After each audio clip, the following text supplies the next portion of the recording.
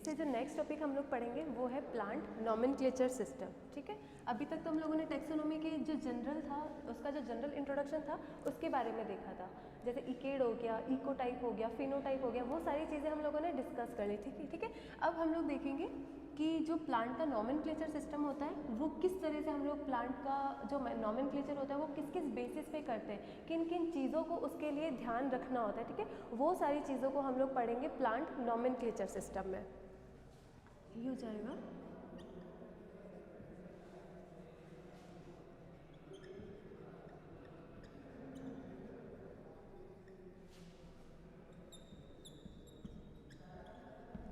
तो जितने भी हम लोग प्लांट का जब नॉमेनक्लेचर करते हैं तो इसके लिए हम लोग जो सबसे बेसिक नॉमेनक्लेचर मेथड का यूज़ करते हैं उसको हम लोग बोलते हैं बाइनोमियल नॉमेनक्लेचर। जो बेसिक होता है, बेसिक भी वही है और सबसे ज़्यादा जो इम्पॉर्टेंट है वो भी वही है। ठीक है, सिर्फ उसी का सबसे ज़्यादा जो एक होता है ना कि जो फेमस होता है या फिर जो चीज़ सबसे ज़्यादा प्रचलित होती है वो नॉमेनक्लेचर के वे में अगर हम लोग बोले तो वो होता है प्लांट्स का बाइनोमियल नॉमेनक्लेचर। इसको हम लोग बोलेंगे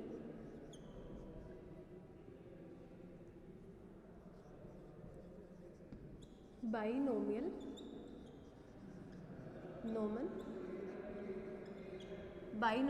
नोमेनक्लेचर। ठीक है, अब बाइनोमियल का मतलब है क्या हो गया कि अगर हम किसी भी अननोन प्लांट, जैसे हमने एक अननोन प्लांट लिया था, ठीक है, अभी ये जो अननोन प्लांट है हम लोगों ने इस अननोन प्लांट का आइडेंटिफिकेशन किया था, जैसे इसका आइडेंटिफिकेशन हो गया,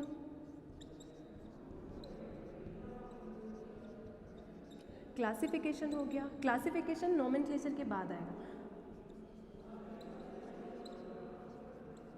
यानी कि जो नॉमेनक्लेचर का स्टेप है वो सेकेंड स्टेप है। नॉमेनक्लेचर हम लोग कब करते हैं, जैसे कोई भी अननोन प्लांट है, एक बार जब वो प्लांट आइडेंटिफाई हो जाता है उसके बाद में हम उस प्लांट का नॉमेनक्लेचर करते हैं और नॉमेनक्लेचर के लिए जो मेथड यूज़ किया जाता है वो मेथड होता है बाइनोमियल नॉमेनक्लेचर। ठीक है, अब बाइनोमियल नॉमेनक्लेचर जो वर्ड था उसका सबसे पहले यूज़ किसने किया था या फिर कौन से साइंटिस्ट थे जिन्होंने इसको सबसे पहले डिस्कवर किया था। ठीक है, तो बुहिन नाम के साइंटिस्ट थे जिन्होंने इसका सबसे पहले यूज़ किया था। आपको सिर्फ इतना ही याद रख लोगे ना तो भी चलेगा, पूरा जैसे पूरा नाम है गैस्पर्ड कैस्पर बुहिन। ठीक है, अगर इतना नाम याद नहीं रहता है और आप लोग सिर्फ इतना बुहिन अगर याद रख लोगे तो भी चलेगा। ठीक है, तो जो बाइनोमियल नॉमेनक्लेचर जो सिस्टम है उसको बुहिन नाम के साइंटिस्ट ने फर्स्ट डिस्कवर किया था। ये तो डिस्कवरी हो गई, लेकिन इसको सबसे ज़्यादा जो फेमस मतलब एक होता है ना कि हर कोई साइंटिस्ट धीरे धीरे जो है इसका यूज़ करने लगा, तो वो जो होता है ना एक एक तक इस चीज़ को किसने पहुंचाया, तो उसका जो भी मतलब क्रेडिट होता है वो जाता है कैरोलस लीनियस को। ठीक है, अभी हम लोगों ने कल भी देखा था, कैरोलस लीनियस के बारे में पढ़ा था कि भाई उन्होंने कौन कौन सी डिस्कवरीज की थी, और आज भी हम लोग देखेंगे कि जो बाइनोमियल नॉमेनक्लेचर है उसको जो सबसे ज़्यादा फेमस करने का जो क्रेडिट है, उसको लोगों तक पहुँचाने का जो क्रेडिट है वो जाता है कैरोलस लीनियस को। ठीक है, इसके बाद में आता है कि जो बाइनोमियल नॉमेनक्लेचर होता है उसमें किसी भी प्लांट को किस बेसिस पे जो है उसको हम लोग उसका नाम रखते हैं, या फिर जो भी बॉटनिकल नाम होता है वो किस बेसिस पे रखा जाता है, किन किन पैरामीटर्स को ध्यान में रखा जाता है, किन किन चीज़ों को ध्यान में रखा जाता है, ये सारी चीज़ें हम लोग इसके अंदर देखेंगे। ठीक है, तो इसके अंदर जो फर्स्ट चीज़ होती है वो ये कि जितने भी जो नाम होते हैं, पहला तो जैसे कोई भी अननोन प्लांट हो गया, जैसे कोई अननोन प्लांट ए, ठीक है, अब इस प्लांट का अगर हम लोगों को नाम देना है, ठीक है, तो जैसे इसका नाम देंगे तो वो जो नाम होगा उसके 2 वर्ड्स में होगा। ठीक है, 2 वर्ड्स में होगा, जैसे पाइसम सटाइवम का मैंने एग्जांपल दिया था,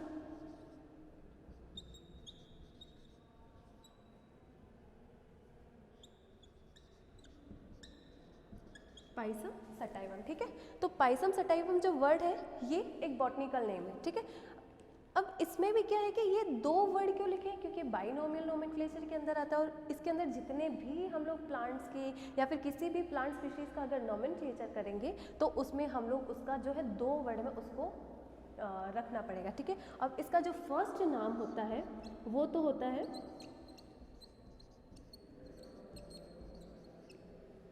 जो फर्स्ट वर्ड है वो जीनस नेम को इंडिकेट करता है, और जो सेकंड नेम होता है वो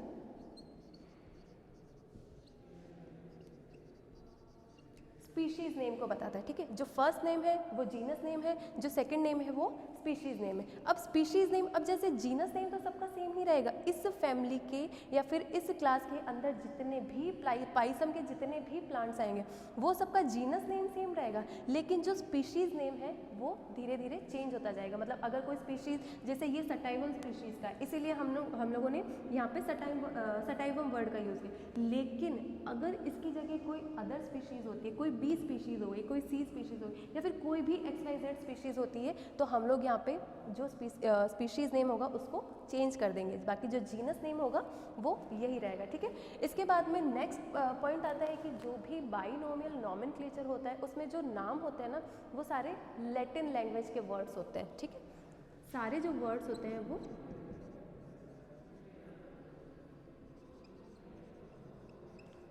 लैटिन में लिखे जाते हैं, ठीक है, जिनका कुछ ना कुछ जब हम लोग उनको ब्रेक करते हैं तब उसका कुछ ना कुछ एक मीनिंग निकलता है, ठीक है। तो ये हो गया। इसके बाद में नेक्स्ट चीज़ आती है कि जो हम बॉटनिकल नेम लिखते हैं वो बॉटनिकल नेम के नीचे हमेशा अंडरलाइन करते हैं, ठीक है। जैसे अभी हम लोगों ने ये नेम लिखा है, ठीक है, तो हमने इसको अंडरलाइन क्यों किया है? अंडरलाइन ऐसा बिना अंडरलाइन के भी तो रख सकते हैं ना, लेकिन अंडरलाइन करना नेसेसरी क्यों होता है?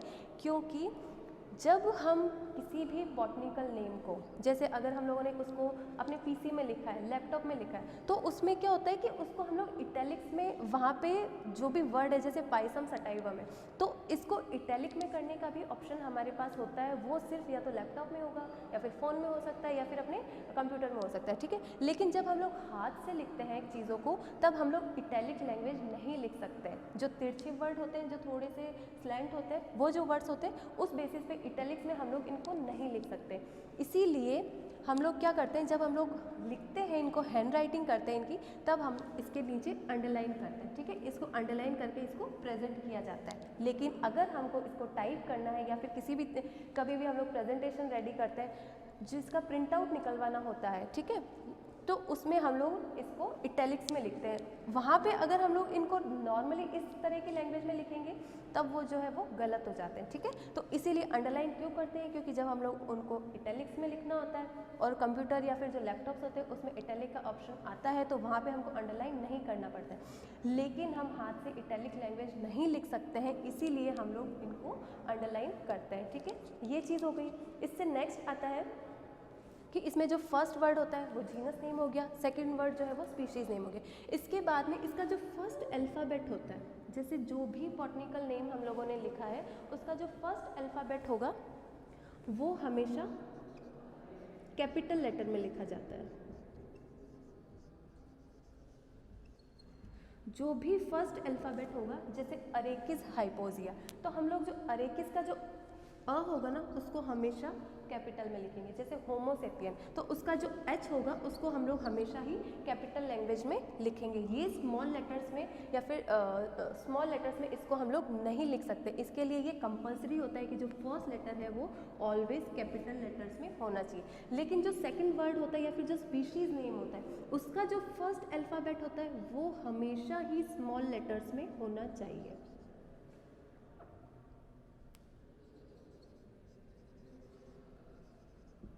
ठीक है, ये हो गया कि जो फर्स्ट अल्फ़ाबेट है जीनस का वो ऑलवेज कैपिटल में होगा, जबकि जो सेकंड वर्ड है जो स्पीशीज़ नेम है वो ऑलवेज ही स्मॉल लेटर में लिखा जाएगा, ठीक है। ये चीज़ें हो गई। इसके बाद में आता है कि जो इसके कुछ एडवांटेजेस है कि जो बाइनोमियल नोमेनक्लेचर होता है उसके एडवांटेजेस क्या क्या है।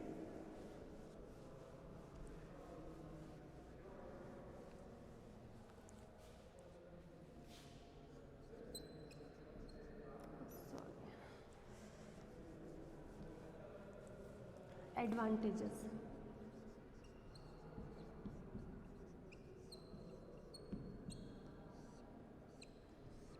ठीक है, कि जो बाइनोमियल नोमेनक्लेचर है उसके कौन कौन से एडवांटेजेस होते हैं, ठीक है।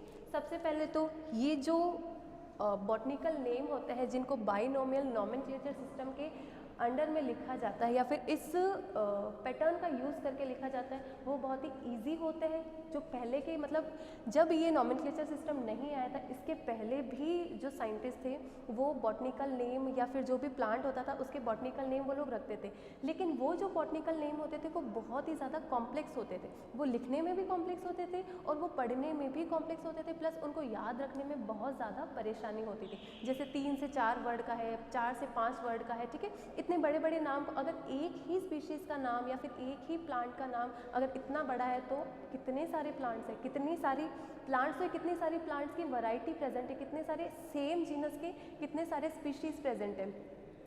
तो इतने ह्यूज अमाउंट में या फिर इतने ज़्यादा नंबर्स के जो प्लांट है मतलब इतने ज़्यादा नंबर में इतने कॉम्प्लिकेटेड नाम को याद रखना मुश्किल होता था, इसीलिए तो बाइनोमियल नॉमेनक्लेचर सिस्टम आया। और इसके अंदर जो भी नाम होते हैं वो इसके प्रीवियस की कंपैरिजन में सिंपल होते हैं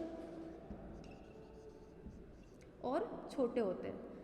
एक तो सिंपल होते हैं और एक छोटे होते हैं, शॉर्ट होते हैं ना, ठीक है। ये चीज़ें आ गई। इसके बाद में इसका जो सेकंड एडवांटेज होता है वो ये है कि इसमें विभिन्न जातियों को इससे ये पता कर सकते हैं कि कौन सी प्लांट स्पीशीज़ कौन से जीनस के अंडर में आती है।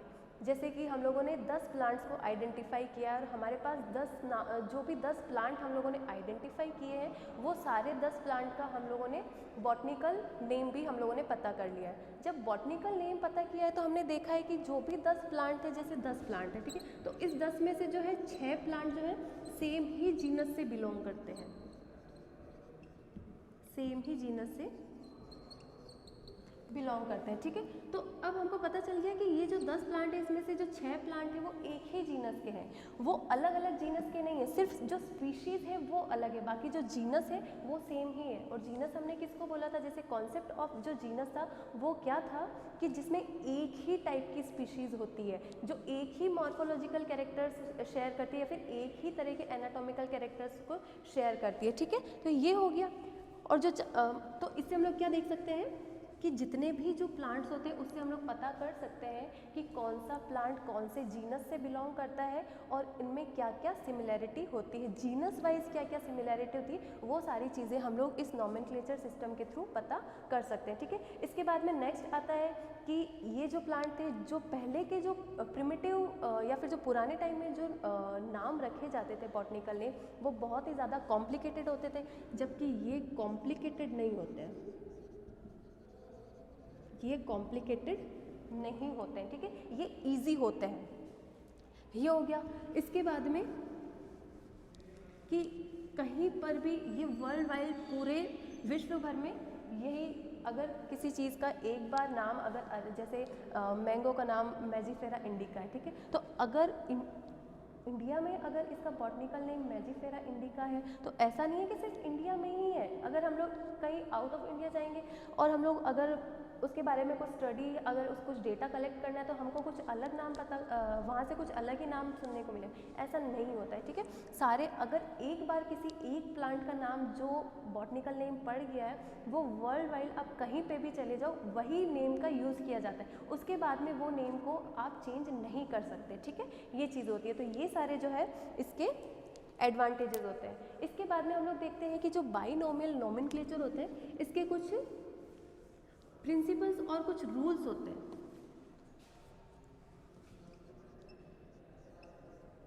कुछ रूल्स होते हैं। जब भी किसी अननोन प्लांट का नॉमेनक्लेचर किया जाता है तो ये रूल्स को ध्यान में रखकर ही उसका नॉमेनक्लेचर करना पड़ता है। अगर ये रूल्स को फॉलो नहीं किया जाता है, जो भी गिवन रूल्स होते हैं, अगर उन रूल्स को फॉलो नहीं किया जाता है तो वो जो भी नाम उसको दिया गया उस नाम को गलत प्रूफ कर दिया जाता है, उस नाम को एक्सेप्ट नहीं किया जाता, उस नाम को साइंटिफिक अप्रूवल नहीं मिलता है, ठीक है। ये चीज़ें तो इसके लिए कौन कौन से रूल्स होते हैं। जो फर्स्ट रूल होता है वो ये है कि जितने भी जो जैसे कोई भी प्लांट है, प्लांट का अगर जैसे प्लांट के नेम जो बॉटनिकल नेम है वो एनिमल और जो अदर माइक्रो ऑर्गेनिजम्स होते हैं उनसे अलग होते हैं, मतलब इनका जो नॉमेनक्लेचर होता है वो एनिमल और जो माइक्रो ऑर्गेनिक या फिर जो माइक्रो ऑर्गेनिजम्स होते हैं उनसे डिफरेंट होते हैं। इन दोनों में कुछ डिफरेंसेस होते हैं, सिमिलैरिटी बहुत कम होती है, ठीक है। तो हम लोग इनको एक साथ करके वो नहीं कर सकते कि ये अगर प्लांट का इस तरह से होगा तो एनिमल का भी वैसे ही होगा, कुछ कुछ चेंजेस होते हैं, ठीक है। तो दोनों को साथ में नहीं रखा जाता है। उसके बाद में सेकंड आता है कि जैसे टेक्सोन, यानी कि टेक्सोन क्या होता है। अब जैसे एक टर्म आया है टेक्सोन,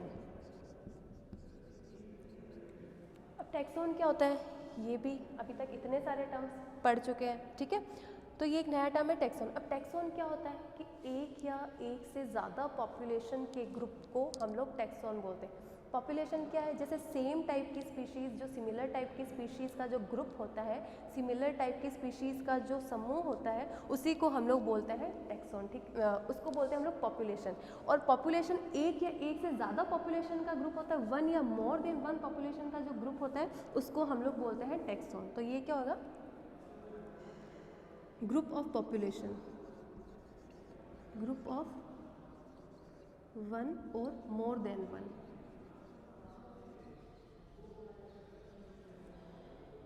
ठीक है, तो ये जो होता है ग्रुप ऑफ वन और मोर देन वन पॉपुलेशन, उसको हम लोग बोलते हैं टेक्सोन। ये चीज़ें हो गई, ठीक है, ये हो गया। अब यहाँ पे टेक्सोन वर्ड का क्यों यूज़ किया है, क्योंकि जितने भी जो टेक्सोन होते हैं वो भी नॉमेनक्लेचर सिस्टम में अपना इम्पॉर्टेंट रोल प्ले करते हैं। कैसे करते हैं कि जैसे कोई भी टेक्सोन का नाम नॉमेनक्लेचर द्वारा, जैसे अगर कोई पॉपुलेशन है, जैसे टेक्सोन क्या हो गया, एक ग्रुप ऑफ पॉपुलेशन हो गया, तो अगर हम हर जगह टेक्सोन वर्ड यूज़ ना करके अगर हम लोग पॉपुलेशन वर्ड यूज़ करते हैं तो उसमें कुछ गलत नहीं होगा। ऐसा नहीं होगा कि हमने कोई गलत ही कॉन्सेप्ट गेन कर लिया, ठीक है। सेम चीज़ होगी। अगर ये जैसे हमको सिर्फ ये डेफिनेशन है कि पता होना चाहिए कि टेक्सोन क्या है, तो टेक्सोन क्या हो गया, सिर्फ एक पॉपुलेशन का ग्रुप है, ठीक है। तो जो भी नॉमेनक्लेचर सिस्टम होता है उससे हम लोग किसी भी पॉपुलेशन के बॉटनिकल नेम को या किसी भी पॉपुलेशन होता है उसको, उसका नॉमेनक्लेचर हम लोग डिफाइन कर सकते हैं, ठीक है। उसके बाद में नेक्स्ट आता है कि ये जो नॉमेनक्लेचर होता है या फिर जो भी हम लोग जो अननोन प्लांट का जब हम लोग नॉमेनक्लेचर करते हैं तो वो जो नाम होता है वो हमेशा ही लैटिन लैंग्वेज में होना चाहिए, ठीक है। और उसके अलावा एक और इम्पॉर्टेंट रूल फॉलो करना होता है, जो ये है कि जितने भी जो प्लांट्स होते हैं, जैसे दो प्लांट है, जैसे कोई प्लांट ए है और एक कोई प्लांट बी है, ठीक है। ये कोई ए प्लांट है और ये कोई बी प्लांट है, ठीक है। ये दो अलग अलग प्लांट है। तो जो ए प्लांट है उसका नाम रख दिया गया, उसका कुछ अलग अलग से नाम रख दिया गया, लेकिन और इसका नाम पहले दिया है। लेकिन अगर कोई बी प्लांट है, उसका और ए जो प्लांट है दोनों का अगर नाम सेम ही दे दिया गया है, तो जो नाम पहले दिया है उसको सही कहा जाता है और जो सेकंड टाइम जो सेम नाम दिया जाता है उसको रॉन्ग प्रूफ कर दिया जाता है, ठीक है।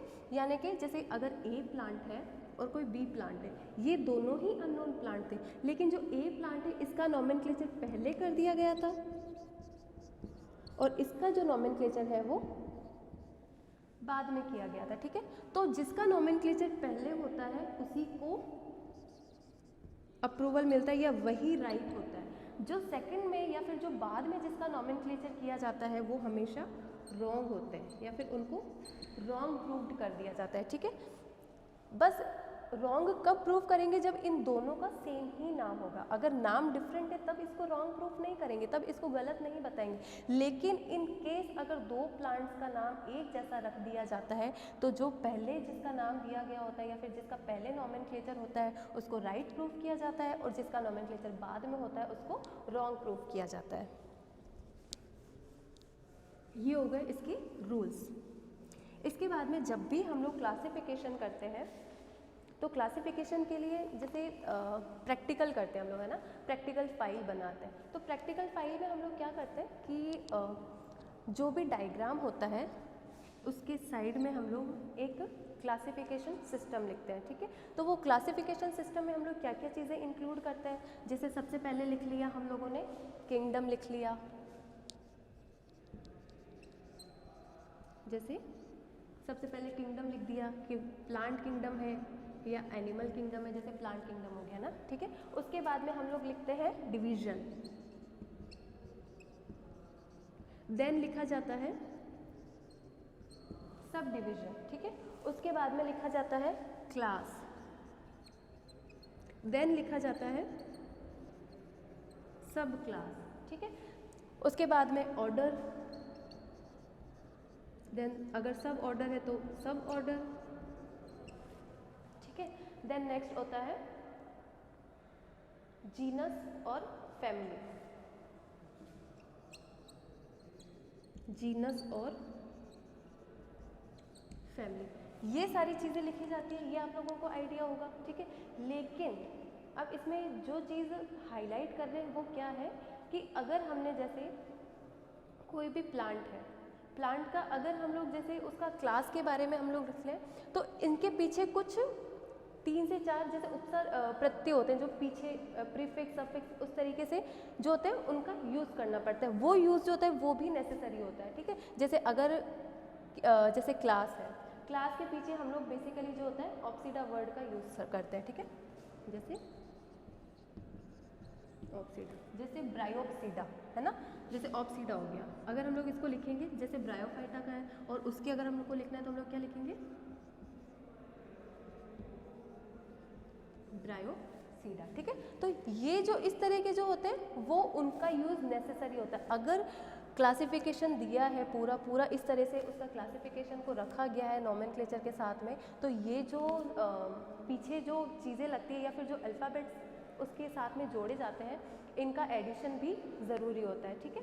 इसके बाद में हम लोग नेक्स्ट लेते हैं मोनोग्राफ। मोनोग्राफ के बारे में हम लोगों ने देखा था, कल के क्लास में देखा था कि मोनोग्राफ क्या होता है, टेक्सोनोमिक जब हम लोग इंट्रोडक्शन देख रहे थे।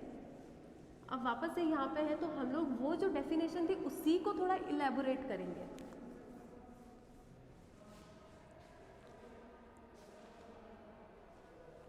जैसे मोनोग्राफ, हम लोगों ने कल इसका क्या डेफिनेशन देखा था कि जैसे अल्फा टैक्सोनॉमी में देखा था कि अगर कोई अननोन प्लांट है तो हम लोग क्या करते हैं उसका जो मॉर्फोलॉजिकल डिस्क्रिप्शन होता है उसको मोनोग्राफ कहते हैं। कल हम लोगों ने ये डेफिनेशन देखी थी जो कि बहुत ही शॉर्ट सी थी, मॉर्फोलॉजिकल डिस्क्रिप्शन, मॉर्फोलॉजिकल डिस्क्रिप्शन। और ये जो मॉर्फोलॉजिकल डिस्क्रिप्शन होती है इसी को हम लोग बोलते हैं मोनोग्राफ, ठीक है। ये तो इसकी शॉर्ट सी लैंग्वेज थी, लेकिन अगर हम लोग इसी लैंग्वेज को थोड़ा सा इलेबोरेट कर दे तो ये तो देखा था कि जो मॉर्फोलॉजिकल कैरेक्टर्स हैं वो अल्फा टैक्सोनॉमी में देखे थे, लेकिन उसके बाद में हम लोगों ने क्या देखा था कि अगर बाइनोमियल नॉमेनक्लेचर करते हैं तब भी हमें सारी इन्फॉर्मेशन का पहले पता होना चाहिए, जो कि हम लोगों ने alpha taxonomy, beta taxonomy, omega taxonomy, ये सारी चीज़ों से हमको जितनी भी इन्फॉर्मेशन मिली थी अगर हम उस सारी इन्फॉर्मेशन को एक साथ कलेक्ट करके उसको अगर एक कंपाइल फॉर्म में या उसको एक पर्टिकुलर जगह अगर उसका डिस्क्रिप्शन लिख देते हैं तो वो जो डिस्क्रिप्शन होता है उसको हम लोग बोलते हैं मोनोग्राफ। अब वो डिस्क्रिप्शन में कौन कौन सी चीज़ें आ जाएगी, जैसे अल्फा टैक्सोनॉमी था कि मॉर्फोलॉजिकल बेसिस पे है ना, जैसे इसमें आएगा कि इसमें सारे मॉर्फोलॉजिकल कैरेक्टर्स थे, ठीक है। उसके बाद में बीटा टैक्सोनॉमी में हम लोगों ने देखा था कि उसमें एनाटॉमिकल कैरेक्टर्स भी ऐड थे, एनाटॉमिकल कैरेक्टर्स। उसके बाद में देखा था जेनेटिकल कैरेक्टर्स कि उसका जेनेटिक बेसिस। उसके बाद में साइटोलॉजिकल, देन मॉलिक्यूलर और इकोलॉजिकल। तो ये जितनी भी इंफॉर्मेशन हम लोगों को मिलती है उस सब का जो डिस्क्रिप्शन हम लोग जब एक साथ करते हैं, जैसे इन सब का हम लोगों ने डिस्क्रिप्शन लिखा है ना एक ही जगह पे, इन सब से जो भी इंफॉर्मेशन मिली थी उस इंफॉर्मेशन को हम लोगों ने कंपाइल किया और कंपाइल करके हमने उसको एक जगह पे उसका डिस्क्रिप्शन लिख दिया। तो ये जो डिस्क्रिप्शन होगा उसी को हम लोग बोलेंगे मोनोग्राफ। ये तो हो गई इसकी डिटेल डेफिनेशन। और जो वो था कि मॉर्फोलॉजिकल, वो भी उसमें भी कुछ गलत नहीं है, लेकिन हम लोगों ने क्या कर दिया कि ये सारी चीज़ों को भी इसके साथ में ऐड कर दिया, ठीक है। तो ये हो गया अपना मोनोग्राफ, कि मोनोग्राफ क्या होते हैं। इसके बाद में नेक्स्ट चीज़ें आती है जिसे हम बोलते हैं फ्लोरा। जैसे इससे नेक्स्ट जो टॉपिक आता है इसी में सब टॉपिक बोलेंगे, वो होगा फ्लोरा।